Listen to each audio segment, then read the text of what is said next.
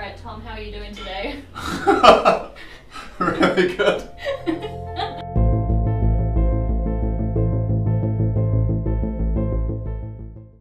My name is Tom, and I am an artiste. Apparently I'm lead artist here.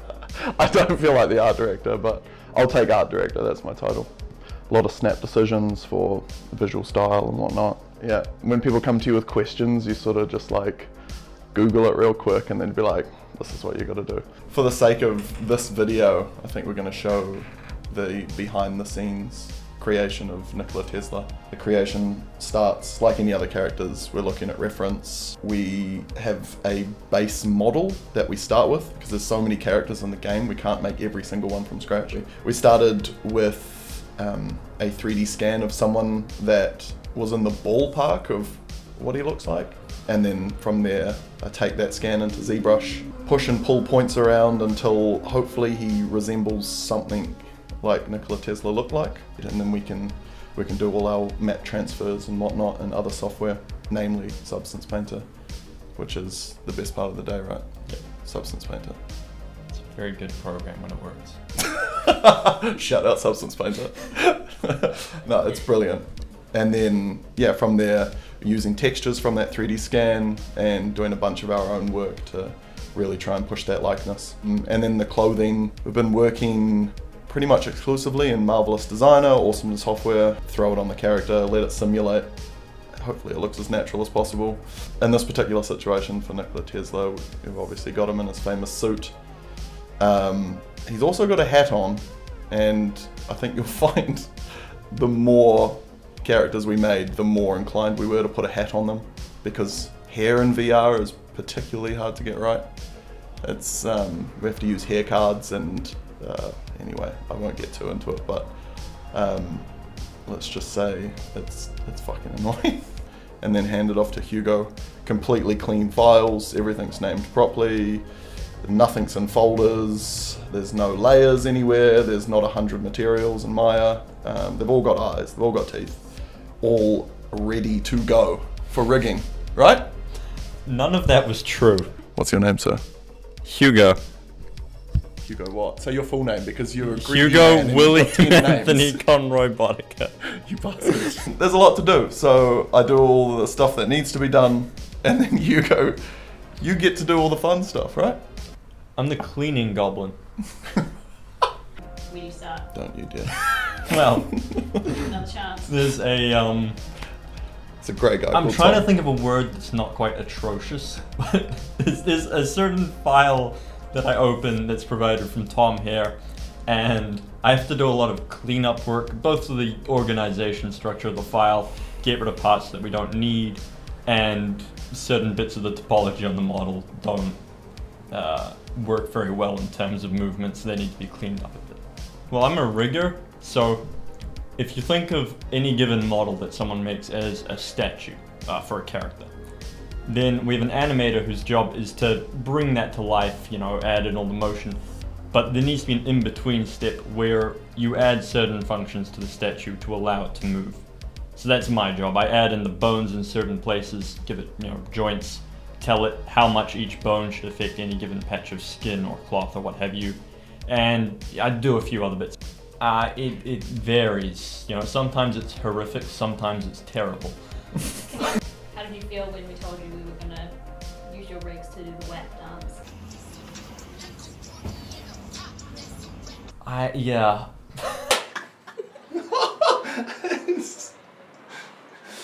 Oh, fuck. Well done, mate. That was an interesting time. Do you ever mess with the rigs? Never. No. Not once. No, because that's illegal, right? Super illegal. No, you'd never take the rigs that are made for actual human beings and make them look like any sort of fucking terrible creature. No No. homunculi. No, you would never do that. Because you're not paid to do that either. No. And so when I look over and see on your screen actual demons.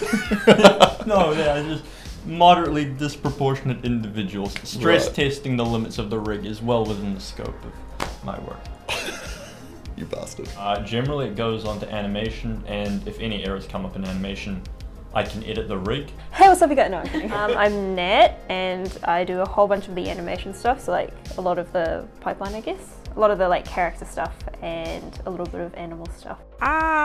When we have animals, mostly characters. When I went to uni, I was like, I want to be an animator and work for Pixar.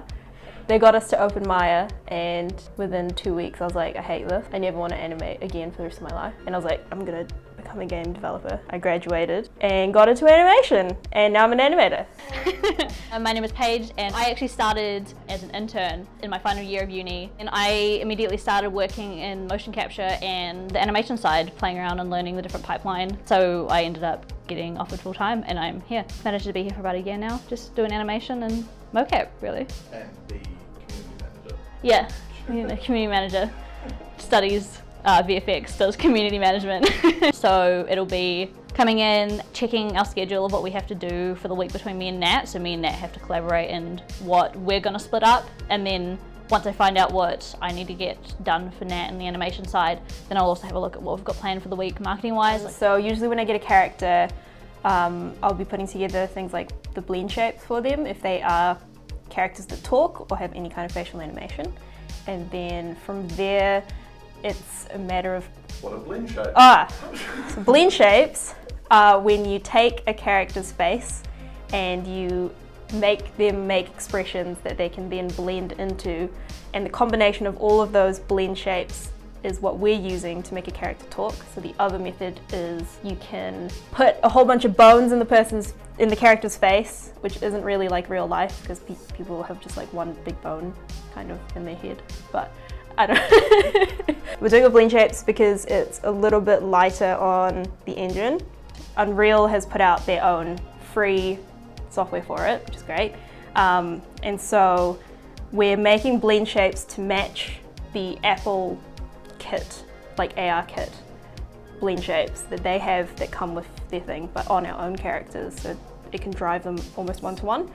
But we will create our own blend shapes that we use for custom faces.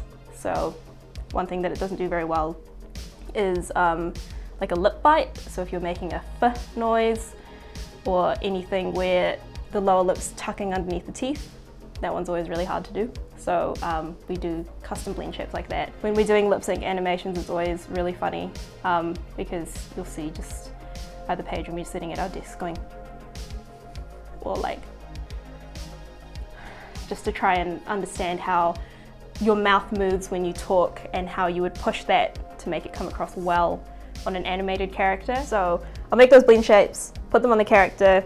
Well, I'll grab the rig from Maya, bring it into Motion Builder, set it all up in Motion Builder so that it has IK, which is inverse kinematics.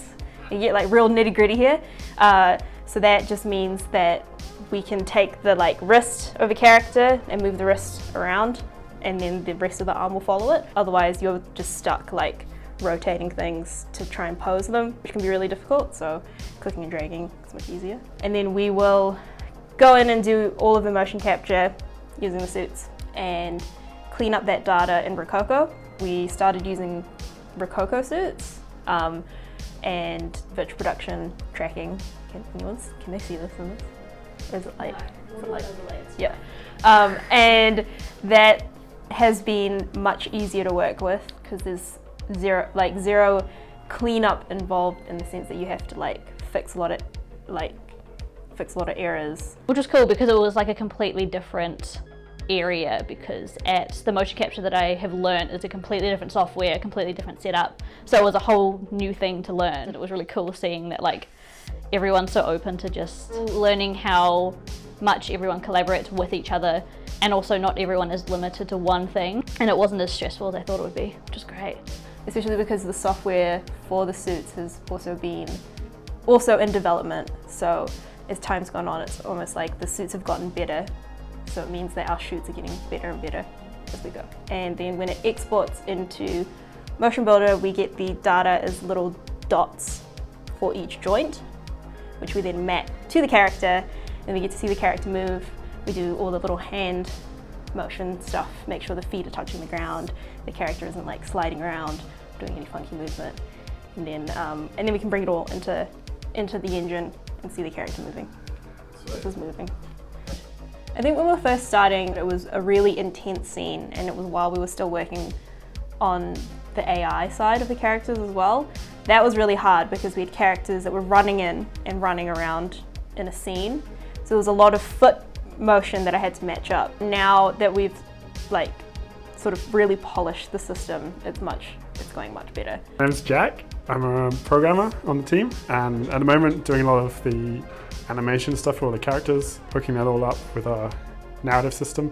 I'm kind of the bridge between all of the logic behind... Oh god. Okay, yeah, I'm the bridge between all the logic behind the story and then the animation. So when the story says something like, oh, this character starts speaking, then I play that animation, make sure it happens.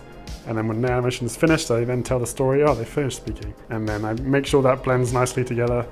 Like when I started, I was pretty new to Unreal and I was completely in the dark about how the animation system worked. And now I've had to learn that pretty fast. Yeah, there's a lot of communication because she'd divide all the animations up into the parts, but then I have to logically figure out how they piece together. So then I sometimes have to go back to Nat and be like, this one's called this, but how does it actually work? Like what's supposed to happen? And then, this is supposed to loop until something else happens, so I need to make sure it's looping and things like that. Yeah, that's pretty much all we need.